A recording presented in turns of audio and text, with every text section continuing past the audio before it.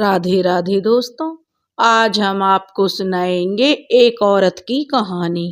अगर आप हमारे चैनल पर नए हैं तो प्लीज हमारे चैनल को सब्सक्राइब करें, वीडियो को लाइक करें और शेयर करें। एक गांव था जिसका नाम भोजपुर था। भोजपुर में एक फौजी रहता था जो पहले फौज में ड्यूटी करता था, तो इसलिए उसे सब गांव वाले फौजी कहते थे। उसका नाम राम सज्जन था। राम सज्जन अपनी पत्नी भागवंती देवी और अपने बच्चों के साथ रिटायरमेंट के बाद अपने गांव में ही रहने लगा था और उसके पास अच्छी खासी खेत की जमीन थी, इसलिए वह अपनी खेती बाड़ी की देखभाल करने लगा। उसके 3 बेटा और 2 बेटी थी। लड़कों में राघव, माधव और कृपा थे। लड़कियों में सुरेखा और रेखा थी। भागवंती ने अपने बच्चों को पढ़ाने में कोई कसर नहीं छोड़ी थी। राघव और माधव ने पढ़ाई पूरी कर ली थी, पर छोटा बेटा कृपा को पढ़ाई में जरा भी रुचि नहीं थी। जैसे तैसे उसने मैट्रिक की परीक्षा पास की तो भागवंती देवी रोज कहती थी, जा बेटा पढ़ के आ। तो उसका छोटा बेटा कहता था कि माँ, मेरा पढ़ाई में मन नहीं लगता, हमारा पढ़ने का मन नहीं करता है।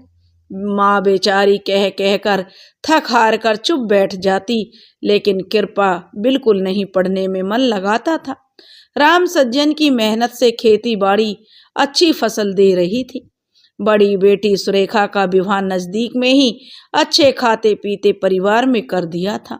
सुरेखा के भी 3 बच्चे थे, पर हायरी किस्मत, सुरेखा की खुशी उससे ज्यादा दिन देखी नहीं गई। सुरेखा का पति सुधीर अपने दोस्त के भाई की शादी में बारात में गया था। शादी के बाद जब बाराती लौट रहे थे तो अचानक रास्ते में बस ने पलटी मारी और सारे बाराती रोड पर आ गए। वर वधू तो किसी तरह बच गए, कुछ बाराती तो बहुत बुरी तरह से जख्मी हुए थे और कुछ मौत की गोद में सो गए थे। उसमें सुरेखा का पति सुधीर भी था। शादी का उत्सव मातम में बदल गया था। वधू का स्वागत तो किया गया, पर पूरे गांव में चर्चा का विषय बन गया था।